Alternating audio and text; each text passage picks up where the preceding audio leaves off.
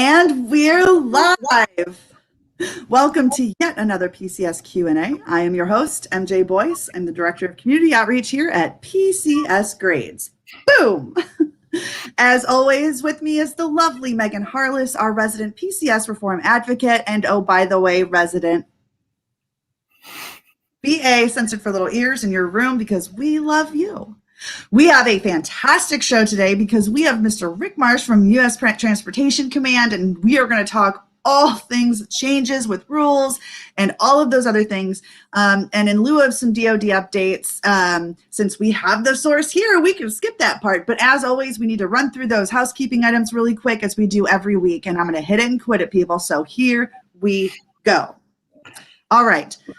We've got the answers. And if we don't have the answers, guess what? We know who does. And if we don't know either of those things, we're going to take your questions for action and get back to you with an answer. Speaking of questions, comments, concerns, suggestions, shout outs, if you can go ahead and leave those in the comments section below, we'll make sure to answer them throughout or towards the end. We will get to you.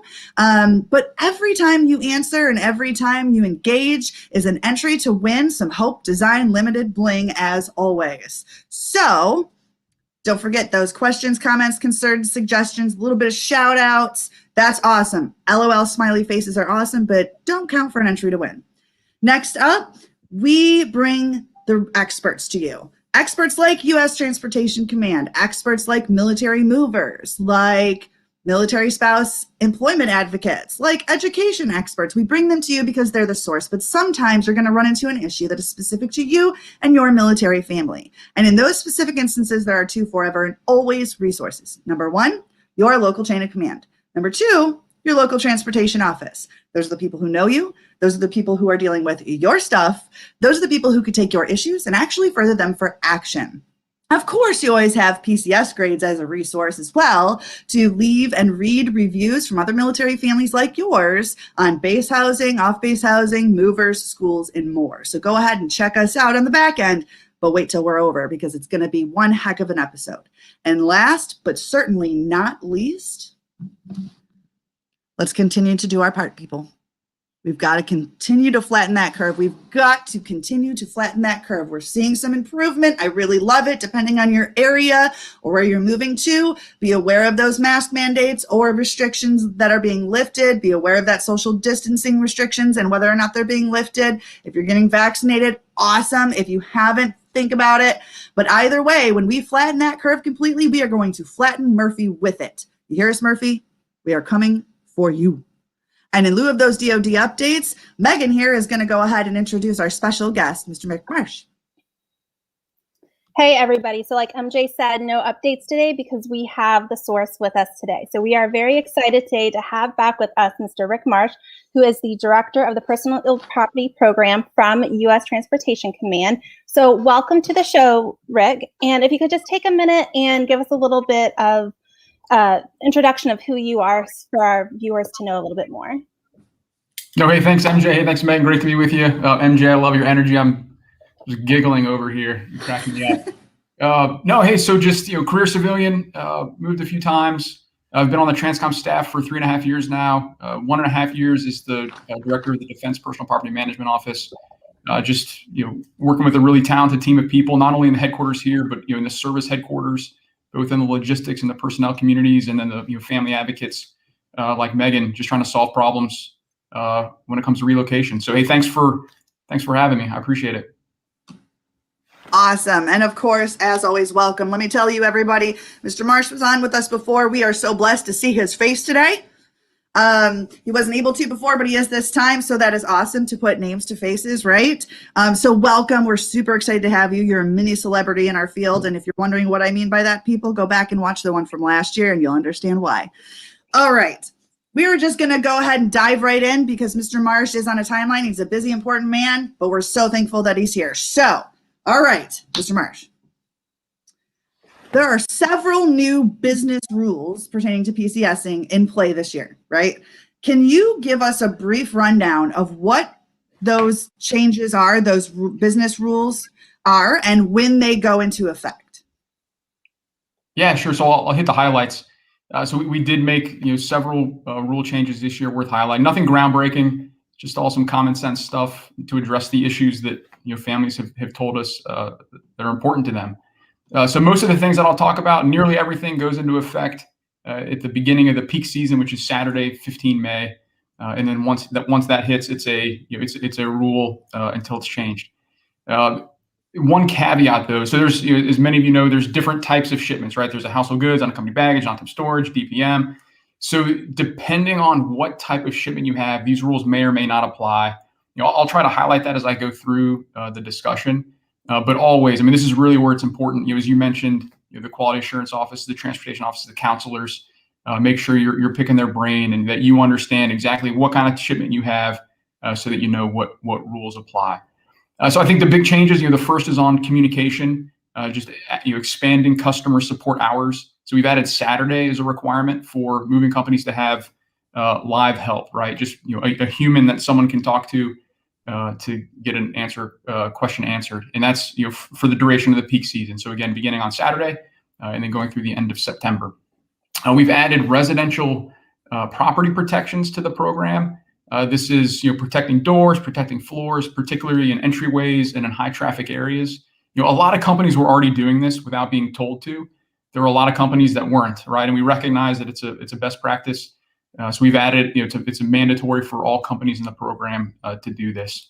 And we know the last thing families want or need to worry about is repainting a door, fixing a floor when they're trying to get out of town, particularly when that kind of damage it's so easy to avoid.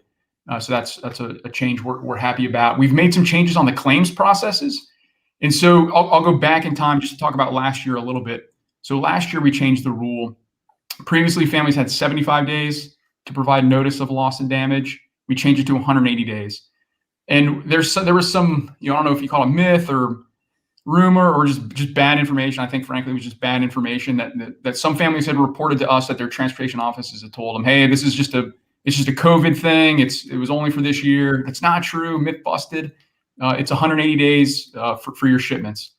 So whether it was now or beginning for shipment picked up on or after 15 May, you have 180 days from receiving your shipment to annotate instances of loss or damage for your household goods and unaccompanied baggage shipments. So we're happy about that one. One of the other changes that we made last year that again it's not pandemic related, right? It's a rule change. Regarding the timelines that moving companies have to settle your claims.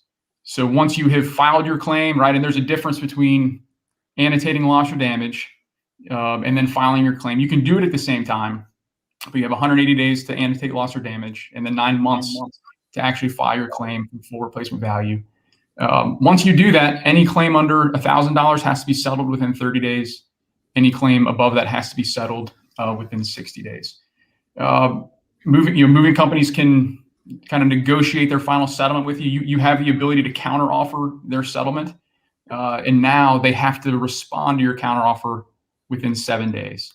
So previously, you could say, nah, $50 isn't enough. I want 75, and there was no time limit when they had to get back to you. We're just trying to prevent these things from being drawn out. One of the other changes we made is if my chair gets destroyed, beyond repair. Previously, the moving company got to decide if they were going to give me a new chair or if they were going to give me the replacement cost. And this year, we've changed that so that customers get to decide what they would rather have, right? The money or a replacement item. And then one of the bigger changes that I think we've gotten more questions about than anything is a rule called the 7-day spread. This wasn't an adjustment to an existing rule. It was a new rule. We're trying something new this year, trying to give a little more certainty to scheduling. So previously, a customer would go in and list their preferred date in DPS, right, for their pickup, and there was no guideline or rule regarding when a moving company had to, whether or not they had to honor it or how hard they had to try to honor it. So now we've said, hey, within 7 calendar days of your preferred pickup date is when a shipment needs to be scheduled. So again, all of these start for shipments picked up on or after 15 May. It could have been scheduled months ago, but the pickup date is the trigger. And again, please talk to your counselor so you know what kind of shipment you have, so you know what rules apply.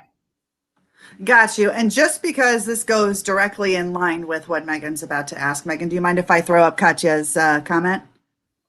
No, go ahead. But I think Katya was commenting that, talking about the claims piece and the claims. the time that the company has to respond, is if it's 7 business days versus 7 calendar days. Right. And so we're trying to make all of the rules 7 calendar days, just so families don't have to, calculate it, because it's different. Business days are different all over the world, right? So we're trying to do every rule we can in terms of calendar days. Okay, and she said something about a counter offer. So 7 days for the counter. Okay, good to Right. go. Good to go. So the 7-day spread window that you discussed there at the end, this has been a very hot topic in our spouses group, as it's a new thing this year. So can we dive into that a little bit more as to exactly how that is supposed to work? And if we can break it down, like how should it be implemented? How should it be used? When should that agreed upon pickup date be determined? Do I get it in writing? If you can just, lay it out there for everybody and to understand a little bit better. Yeah, sure. So again, it's calculated from the date that you enter into DPS as your preferred pickup date.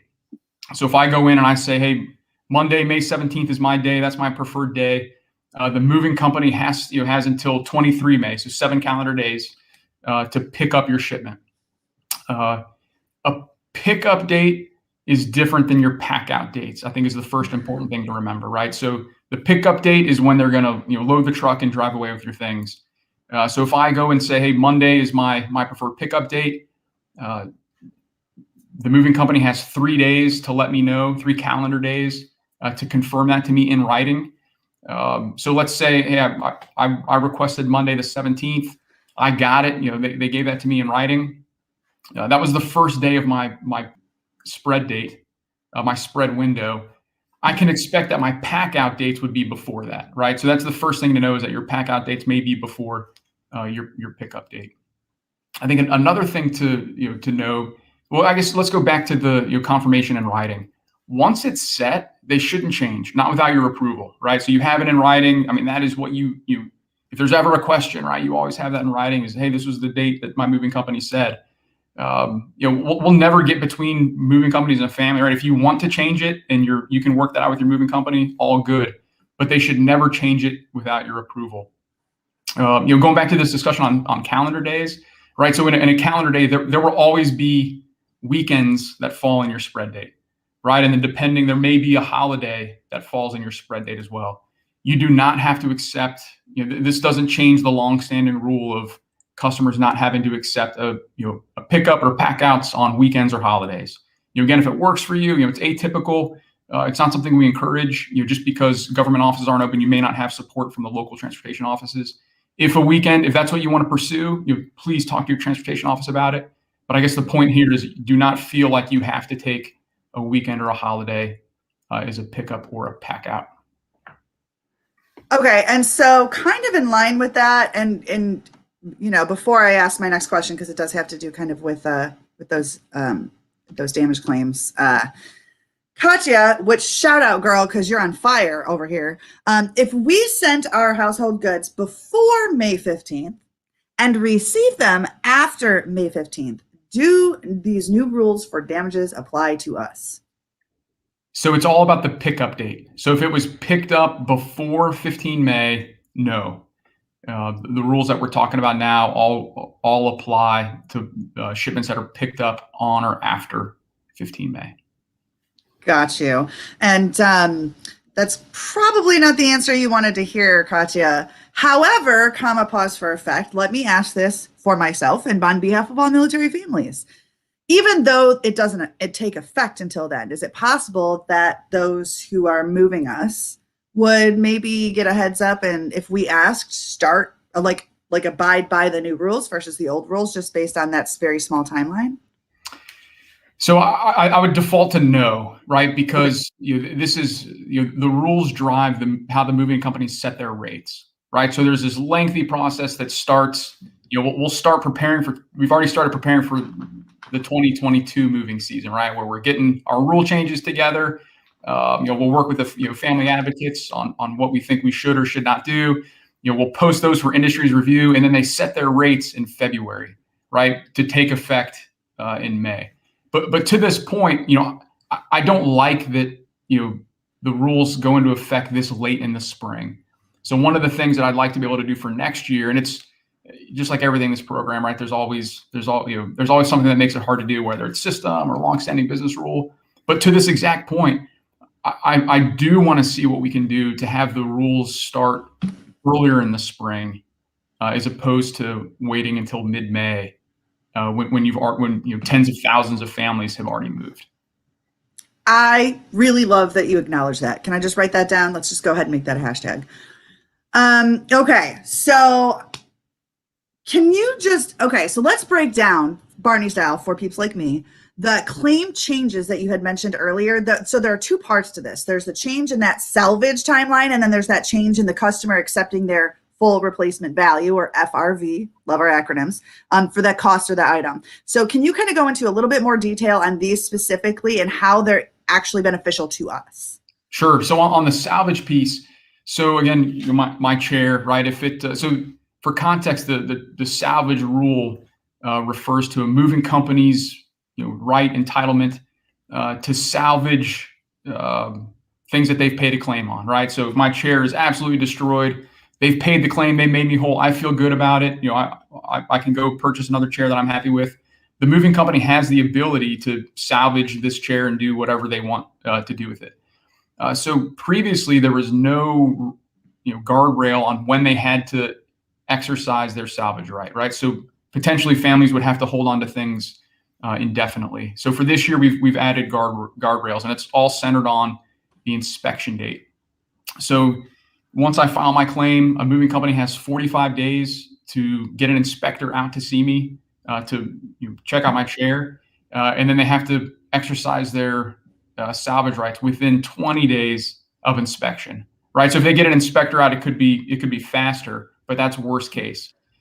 So if 20 days go by, or on the 21st day, if they haven't signaled to me that they want to pick it up or picked it up, I can just put it out at trash and I'm good. There's common sense exceptions to that, right? If you have a mirror that's delivered, you don't need to hang on to a pile of glass, right? If you have something that's moldy, you don't have to hold on, right? Get rid of it. But for other things, the idea, the benefit is just that you don't have to hold on to broken stuff, taking up space in your home.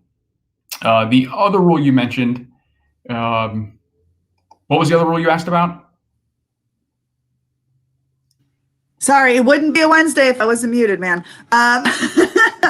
The other one I asked about was the full replacement value. Yeah, exactly. Yeah, so again, this was just choice for customers, right? So again, previously my chair, if it got destroyed, the moving company would tell me if they were going to give me money for it, or if they were going to give me a new chair. And so this year again, we've changed it to put the choice with customers, so that I would get to decide if I wanted the money just to buy my own chair, or if they would deliver a replacement to me. Tracking. So one of the big changes making families happy this year is the requirement for seals on crated shipments again. So can you explain more about how these seals should be used on the shipments? What happens if a shipment shows up with seals missing, or if a shipment has to be opened for some reason? And then also about where should the crating of the shipment happen at in regards to either at their home or at the warehouse? Yeah, so the application of this used to be a rule, several years ago. It was written out of the rule set a couple of years ago, and it's being reinstated. Again, some companies still did it just as a matter of practice, but not all were. So to your point, and to families' request, we've added it back in.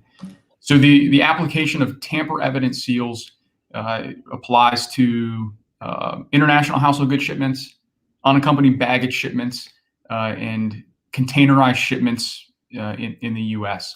So they're tamper evident, or they're not tamper proof. They won't prevent somebody from getting into your belongings, but they'll give you evidence that that somebody tampered with it, or that they've been broken and opened. They should be applied in front of you at your home, and then if it's delivered to you and it looks like somebody's tampered with them, take a picture and call your quality assurance agent, your QA agent as soon as possible. There are some instances where, in the course of a shipment, that the moving company would want to break them to open, right? If if they suspected damage, if they saw something wrong and they wanted to access the crate to prevent damage or prevent further damage, they have the ability to do that. They're just supposed to call DoD. They're supposed to make sure that a QA inspector has the opportunity to be there to witness the shipments being opened. So a quick follow-up to that, when we talk about tamper evident seals, are we talking like the metal seals that have the serial numbers, or like the sticker seals that we sign, or any combination of? Yeah, it's typically the sticker seals that you signed is the, okay. Right. Word. I'm just gonna say this, like, our audience, like, you guys are you're engaging like crazy, and I know if you're not moving this summer, I know you know somebody who is, because like our network is strong. So go ahead and share the wealth. I'm loving this engagement. It's going to be a nice little wheel going on for the wheel of names later on. Okay, let's get real. Many families are really concerned this year is going to be even tighter as far as the moving timeline goes, because of those who were delayed moving last year due to the pandemic. Thanks, COVID. Thank you, Murphy. Is there a backlog that's going to delay everything? Like, what can you tell our families? Is this delay true? And what should they expect this year in terms of managing expectations for their move? No, it's a great question. So there is no backlog from 2020, right? All the services have said, nobody that we wanted to move last year there's no backlog.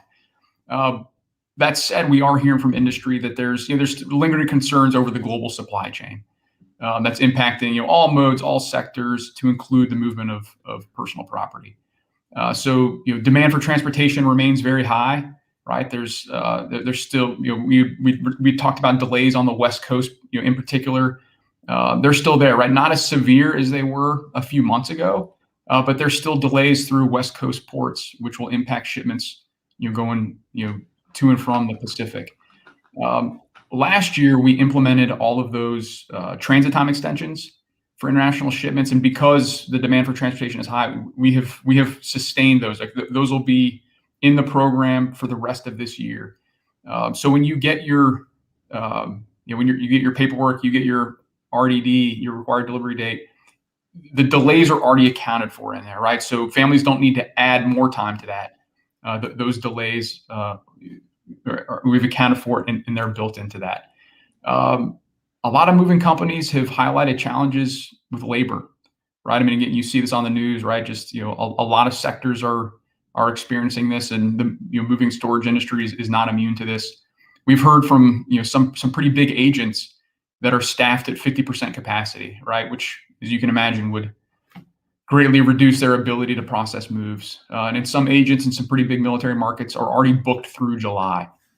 And then the price and availability of lumber is an issue we hear about pretty routinely. Again, this is all over the news in terms of new home prices. It's impacting our program as far as building crates and those, like the big wooden lift vans that are used for international shipments. So one of the things that the services are looking at is potentially dialing back the use of containerized shipments domestically, just to make sure that they have enough lift vans available for international shipments. To your point, there's always something, MJ, right? Every year there's something going on, and so to manage expectations, I would just think the advice we give every year, is applicable this year. As soon as you get your orders, go to your transportation office to set up your shipment. That makes. So I was going to jump in real quick with a question, MJ. So as we're talking about what to expect this year, for those folks that are electing to do a PPM, personally procured move, we saw that back in January, it was approved for 100% of the government's constructed cost to be reimbursed. But there are some other PPM incentives that are being offered for those folks right now. So can you dive into that a little bit about what those other incentives are for families to be aware of? Yeah, no, it's a great point. The services work really hard. I mean, very senior leaders within each of the service headquarters worked really hard to get approval for the 100% reimbursement, right, to make that an enduring change, as well as to add additional costs that industry was getting on a shipment that typically weren't associated with the person procured move. So if an industry does a move and they move a bulky item, right, like a kayak or something big like that, there's a bulky item surcharge that industry got that was not applied to PPMs. It's now applied to PPMs. If you had multiple stops, right, if you were moving things from a storage area, industry was paid to make multiple stops. Now that's available for person procured moves as well. Fuel surcharge was applied to industry moves, but not applied. So those are the sorts of things that have been added in to make to just get the reimbursement where it should be on PPM. So hey, Megan, thanks for highlighting that. That is awesome. Is there a place that we can like find that particular, like, this is now what you can reimburse where you couldn't before? Is there like a bullet thing? Yeah, I know our team is working on getting a handout out. We'll get that out as soon as we can. Even if it doesn't look pretty, we'll get just a Word document out there, right? Just so that it has that information, to your point about what's included, what the changes were. I agree that would be helpful. That's bananas. Thank you.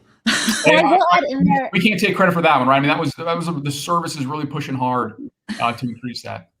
Yeah, and I will say, I recently talked with some of the Army G4 folks yesterday, but they are pushing for all of their counselors and folks within the transportation offices to counsel folks doing the PPMs of these incentives and changes, so that way they are aware of them. But just for those folks that may be on the fence whether to do a military contracted move or PPM, there's a little bit extra there for you to consider that might help push you over the fence to actually do a PPM.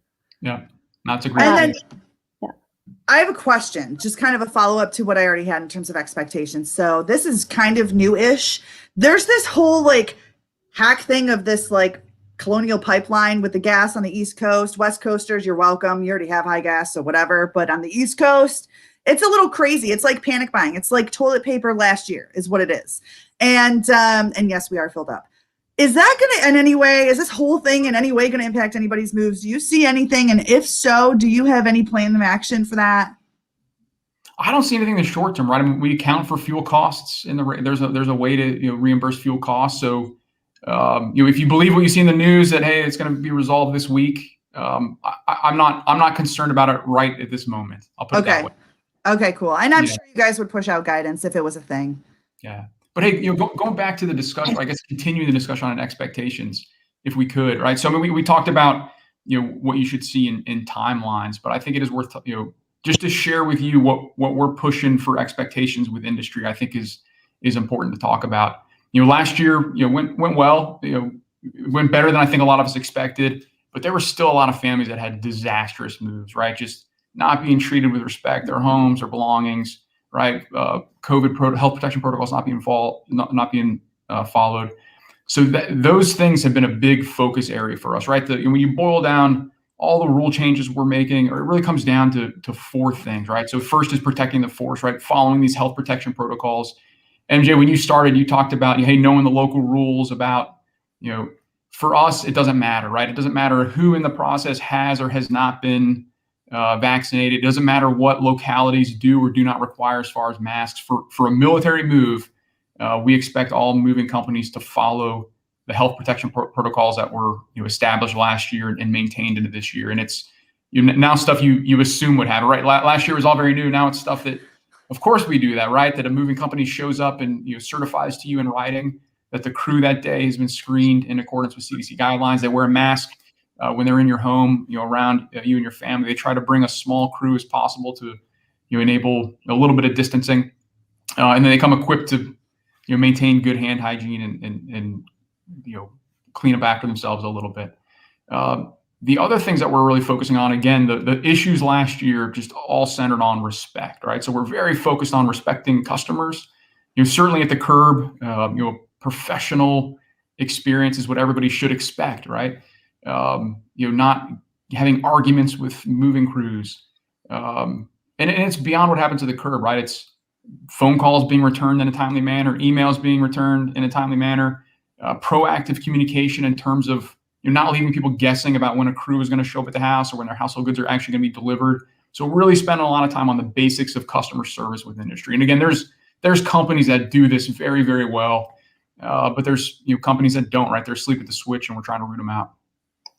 We're also very focused on respecting people's homes. Again, the inclusion of the residential property protections I think is important, but just leave somebody's house just as good as you found it, right? If you do damage something, right, highlight it and take care of it. Don't just walk away. And then respecting people's belongings, right? I mean, we have professional moving companies. We pay them to do a professional job. We expect that people's belongings will be treated with respect. So I think those, when we talk to industry, those are really the 4 imperatives that we're hammering home. Love it. So my next question, well, I'm going to do a caveat real quick. So when we talk about, what to expect, some of the changes that went into place last year and this year, one of the ones that went into last year, I don't think many people realize went into place last year, was about background checks. Mm-hmm. And that anybody that interacts with the DoD customer is supposed to be background checked. So how could a family, if they have a crew that shows up and maybe somebody seems a little sketch to them and they're curious, did they really have a background check or were they picked up at the corner this morning? How can a family go through the process of verifying their crew actually was background checked and that their TSP, the company, is really upholding those standards that need to be met? Yeah, so that rule applies whether you're on or off an installation, right? So previously you had some assurance that if you were on an installation, well, hey, if they got through the gate, they were probably okay, right? And that's the rule, is that whether you're on an installation or off an installation, you have to be able to pass a background installation check like you are on an installation. So if you're worried about it, call your quality assurance, call your transportation officer immediately, right? If you're concerned about anything, call your transportation office or get us involved, and we'll look into it. Awesome. So then the question that I have for you is, let's take a minute to talk about the customer service satisfaction survey. That a lot of folks, by the time they're done with their move, they're done with the process. If they have a claim, if it takes a while to settle that claim, they feel like, they're done with that move. They can move on with their life sort of deal. But there's this one last piece to that really needs to be addressed and that folks really need to know about, and it's the survey. So can you tell us what the survey is, why it's so important, and just anything else that families really need to know about it? Yeah, so the customer satisfaction surveys do really 3 things for us, right? They give us a macro level look, and senior leaders look at this stuff, right? So they give us a macro level look at how well the program is or is not doing. It's a glance thing, right? I mean, again, hey, 96% last year, but that 4%, thousands of people had terrible moves, right? So it's not a perfect. It doesn't give you perfect visibility into how it's going, but hey, it's a good indicator. The second thing it does, it gives us input to solve problems for people, right? So we read these things closely. A lot of times, if we get them early, right? If to your point, sometimes people wait a long time, which is fine, right? People have up to a year to submit a customer satisfaction survey, and it's still impact industry, which I'll talk about in a second. If we get customer satisfaction surveys early in the process, right? They may be waiting on a claim or something else. We can get involved and help solve a problem. So between our offices and the services and industry, right? I mean, I've seen industry really at senior levels reach out to pull moves out of the fire, right? Figuratively to solve problems, right? And in just a really productive, positive way. So just rest assured, people are looking at them with an eye of. And they're looking at the negative ones, right? Because we want to help people solve problems. And then the last thing they do is they directly impact how much business moving companies get. And so the rule sets, it's a complicated kind of Rube Goldberg machine of how it works. But basically, we have more than 900 entities that are registered to do business in our program. There's a really big traffic distribution list, and a moving company's place on that list is defined by their best value score. And 2 things go into the best value score. 70% of the best value score is the customer satisfaction survey. And the other 30% is their rate, their cost. So depending on their rate and their customer satisfaction score determines how high they are on the list, what quartile they're in, and how many shipments they'll get.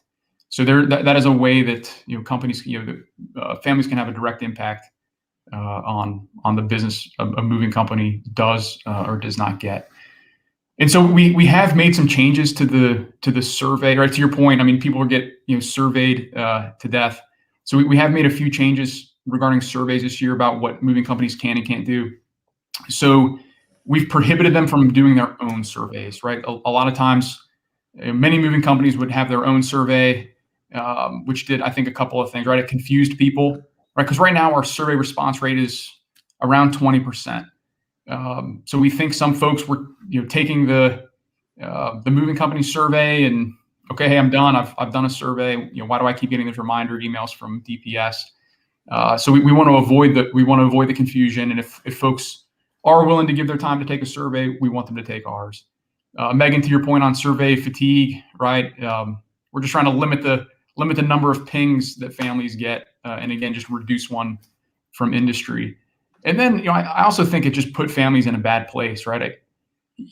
You can imagine, all your stuff is loaded on a truck. The crew is getting ready to leave. Hey, before I drive away with your stuff, fill this out and let me know how we did. It's just not a good look. It's not a position I would want to be in or want my family to be in. So for that reason, also, we ended it. Awesome. And just for the record, because we are so cognizant of your time, and we so thank you, brother. We do have one question, and everybody, I just want to let you know, if we don't get to your questions in progress, I need you to understand that we have contact with Transportation Command. We have contact with Mr. Marsh because he's not getting rid of us now. So we will answer your questions on the back end, because we will also have a lot of questions from our Oconus peeps as well. But Joanne has a question that I feel really should be addressed right now. If we have problems with a move, and we, as the military family, are being told answers that we don't agree with, what are our options for help? Like, what is the chain to start taking the issues up? Yeah, so you start with the transportation office, right? And if you're not getting love there, don't wait. You can come to us, right? You can come to TRANSCOM, and we'll help however we can. I always want to give the services and the service headquarters, the first crack at solving issues. Oftentimes their best posture too. But I also don't want you to wait, right? If you have an issue, if you have a problem, let us know, right? I think we can. I think Andre can put my email address up. I think you just shoot me a note and we can dig into it. Do it, Andre. He's our back end guy from TRANSCOM, and he's awesome. Do it, because Mr. Marsh is very kind to do this. Usually, there is a chain to go up, but in the event that you are just totally flatlined and you don't know where else to go, Mr. Marsh has been kind enough to allow that to happen, and we will make sure that email address, God bless you, by the way. Type it in real fast. Will be and in also a reminder that there is the TRANSCOM hotline number that you can call as well. You can find that on move.mil under the customer service tab. Down there it says the number for non-technical issues. You can call that to be able to report whatever issues you have to get some resolution as well. Yes, and so we're going to throw his email address up there. But before we let you go, Mr. Marsh, I would like to give you the opportunity to address our audience. And by the way, since my daughter, as of yesterday, is a brand new spanking military spouse, this also includes a message for her, and I will be replaying it for her. So you've been warned. Would you mind go ahead and give any saved rounds you've got to our audience? No, I don't. Hey, I'm watching the clock. If there are a couple, 2 or 3 other questions that you want to get to before we cut, that'd probably be more interesting than hearing me talk more. Oh my goodness. Okay, so stand by. All right, so we do have a question from, let's see, Mary Finney. Shout out, Mary. Where is crating supposed to occur? Yeah, so if it is a international shipment or unaccompanied baggage shipment, right, or a domestic crating, it's supposed to happen at your home, right? That's where it's supposed to happen. For non-temp storage shipments, so those do also get put into big storage vaults, right, on site. So that will happen at the warehouse typically. They'll pack all of your things and then take it and load into a storage vault at the non-temp storage facility. But if you were asking about unaccompanied baggage or an international household goods shipment or a domestic containerized shipment at your residence. Got you. And Maricela, shout out Maricela. We had really good movers for unpacking when we got here. Can we request that same company for our move out? You can, right? So you can. You can't. It's not guaranteed that you'll get it, right? Just because they may be busy. But if you have a company that you enjoyed working with, absolutely. When you go into your transportation office to schedule your move, request them, right? Keep that little 4-digit code or the name of the company and just absolutely request it. Awesome. And this is a good point too, right? So when you had unpackers, right? So the local agents, right? Those are the folks that really do the heavy lifting in the program. So you would need to know if you can find out your agent's name, right? If you still have paperwork from them, that's what matters, right? Because if you go to the transportation office and say that name, that probably wouldn't be the name of the company that's registered as the transportation service provider.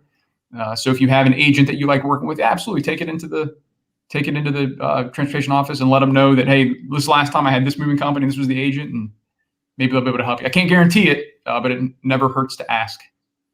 But also when you get assigned your transportation service provider, those local agents, you can ask your move coordinator, I really enjoyed my experience with this company. Can they be my local agent here again? As long as they have that, they're in their network, that have the contract with them, whatever it may be. I know a lot of TSPs will work with customers to get them the local agents that they prefer as well. Yeah, and I guess the point, you should always ask, right? If you're curious about it, it's the worst someone can do is say no. So absolutely ask about it. I am definitely of that mindset. Do you have time for one more? I do. Okay. Are the PCS and NTS weight allowances the same?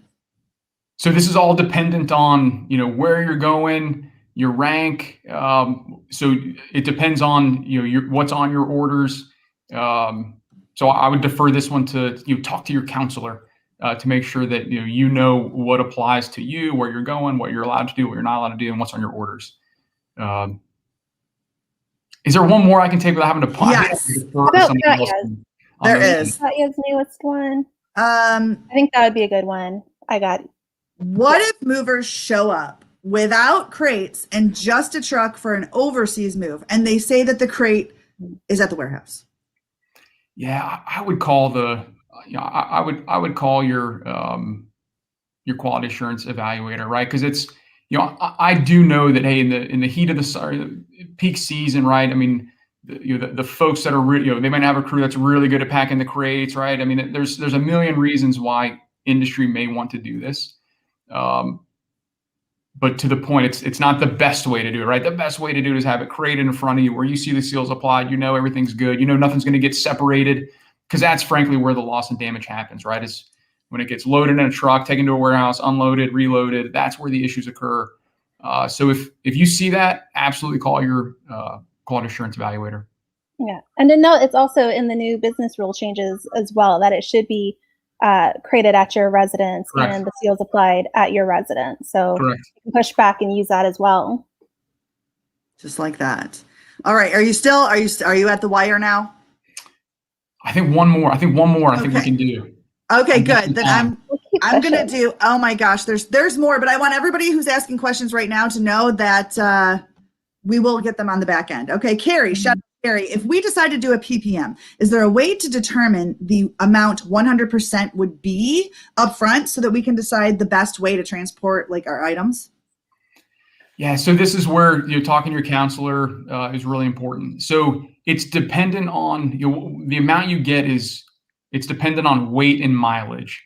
So if you know exactly to the pound how much stuff you have and exactly the mileage, right, then you can get a really close approximation. And working with your counselor to figure that out. The issues we see, families either wildly overestimate or underestimate the amount they're going to get. It's because they don't have a good idea of they over or underestimate their weight. So I think those are the key variables in that. So I think that's how you can do it is just trying to be as precise as possible with your weight estimate, how much stuff you have, because that will drive how much you're ultimately paid on a PPM. Got you. Awesome. So if you're trying to figure out how much you have to use as an estimate for that when you talk with your counselor, move.mil again under the customer resources and tools, there is a weight calculator in there where you can go in and put, you have a couch, a full-size bed, a dresser, whatever it may be, and it will help give you an estimate of what your weight is that you can use for that. No, that's great. And you can also look at your last move is a good baseline as well to see what was actually moved. But yeah, Megan, that's a great point on the calculator move.mil.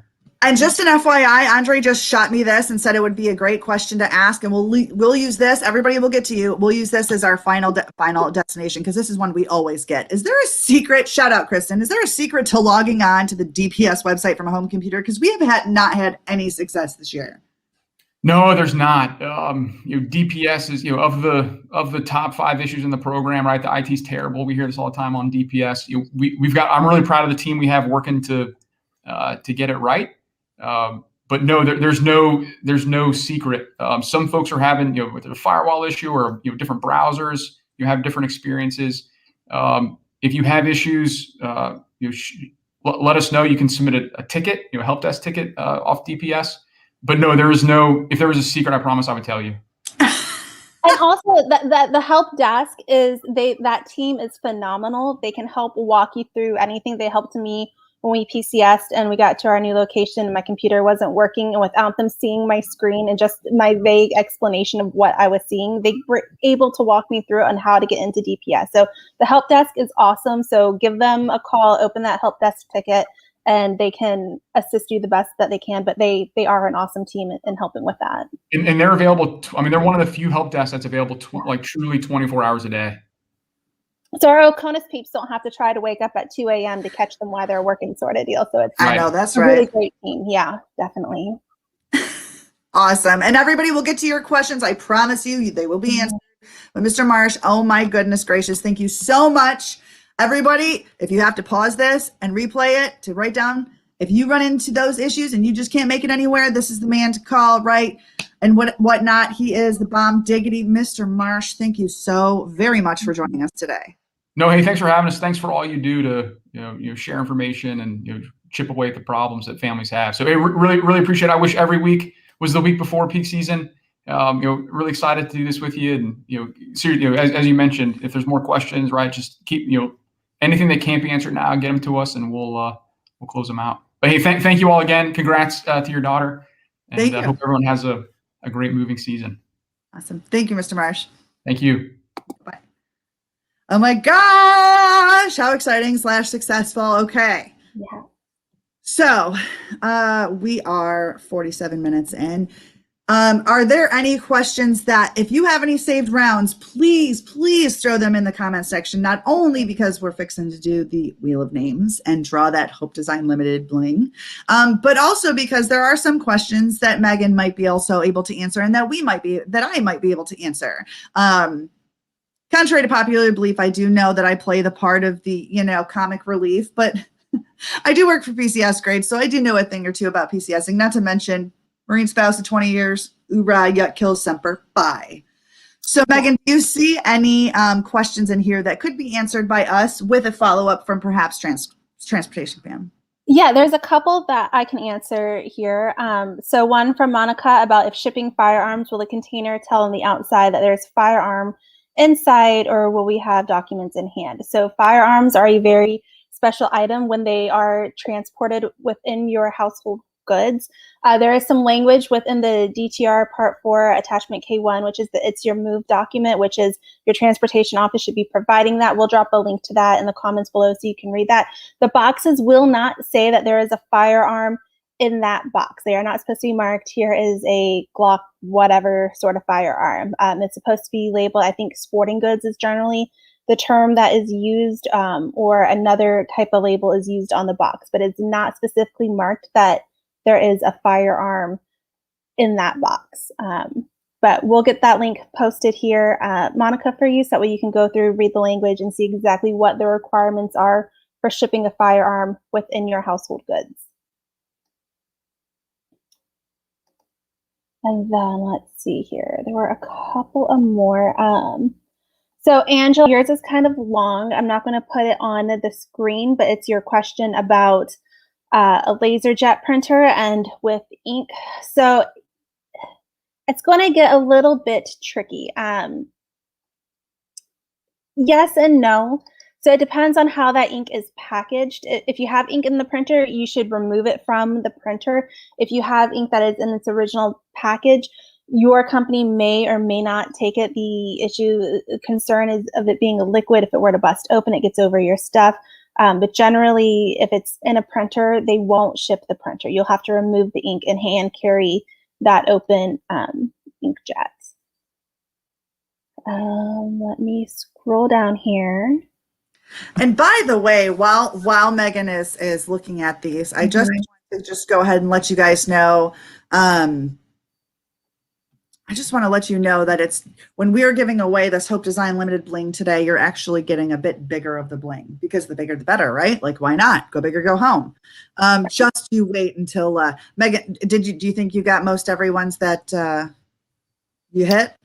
I am doing one last scroll just to make sure. If I miss somebody's, like, feel free to drop it again because there are so many comments. Sarah, love you, girl. Drop it like it's hot. Drop it like it's hot. Super excited. I mean, I'm just gonna Stacy, if you want to go ahead and send the names to us, that would be awesome. But I just want to go ahead and say that this lives on our Facebook page at PCS Grades. Okay, share that with the people that are going to be moving that you know.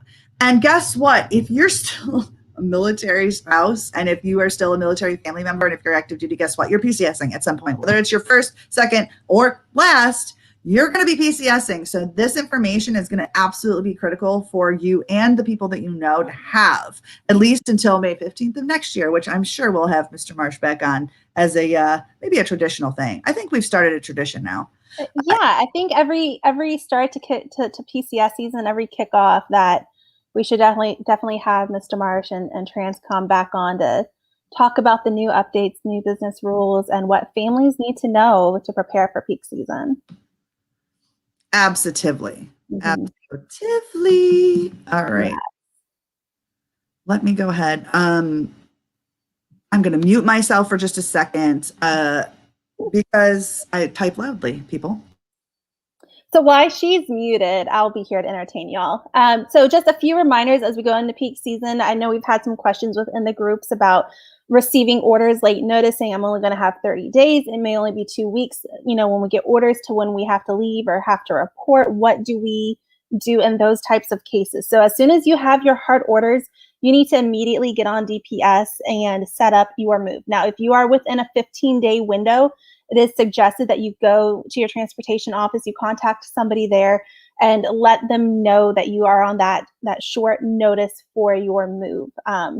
When shipments get booked, the transportation office takes them as a first come, first serve sort of basis. So if you are on that short notice, but there's 20 shipments in front of you, you may be waiting a while. But if you let them know, like, hey, we've got the short turnaround time, your transportation office can pull your shipment and work it ahead of others.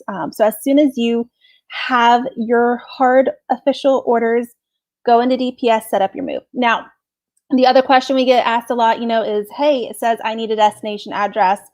We're living on post. I don't know what our address is. What we're going Oconus, like, what do I do for that piece? And you can easily put in your gaining location. You can put in the installation name. You can put in the city and state. So that way they know where your shipment needs to be shipped to. And then when you get a house later, when you get your address, you can go back into DPS, update it with your delivery address. You can let your move coordinator know, like, hey, we finally got our address, signed our lease, bought a house, whatever it is. This is where things need to be delivered to, and they'll update it within their system as well. So set your move up as soon as possible, and delivery address, you don't need it right away. Just put in your gaining location. Awesome. All right. Are you guys ready for the wheel of names? Yes, let's have it. All right. So firstly, let me just go ahead and share my screen, and I will show you, aside from the inside of my brain, what you will be winning today. Yes, all the goodies. All of the goodies, all of the things. All right. This is the Blue Star Flag brooch, courtesy of Hope Design Limited. This is an awesome brush to have, and this is something that you can potentially pass on in the future. I plan on passing on some of my military gear to my daughter once she gets her head screwed on straight a little bit, and understands she's now married to the military. Yeah. So yes, this is what our winner will get. And we went big this time, so there's only going to be one prize. Are you guys ready for the Wheel of Names? Let's do it. Yes. Drum roll, please. Someday, I promise y'all, we're going to have some drum roll music in here. And it's not just going to be me and MJ. It's going to be like real drums dropping the beat for us. Monica Barfield, shout out. Congratulations, Monica. Congratulations. Monica is one of our, I'm going to stop sharing so that you guys can have your brain back. Monica is one of our avid watchers, and she has won in the past. So guess what, Monica? I have your information, so stand by for that awesome brooch. And again, definitely tune in next week because we give away our bling, but that's not why you come. You come for the information to pass on to other families and to apply to your PCS.